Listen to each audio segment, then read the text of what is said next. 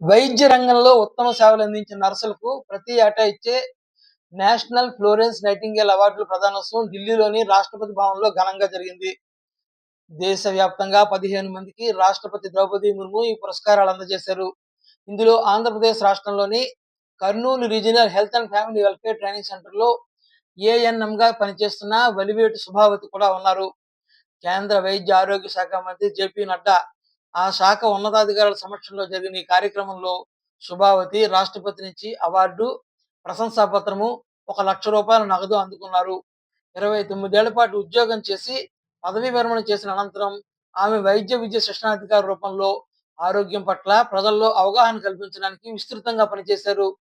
ప్రతిష్టాత్మక అవార్డులు అందుకున్న నర్సులకు కేంద్ర మంత్రి జేపీ నడ్డా అభినందనలు తెలిపారు. నిస్వార్థ సేవలకు భారతదేశం వారికి సెల్యూట్ చేస్తుందని కొనియాడారు.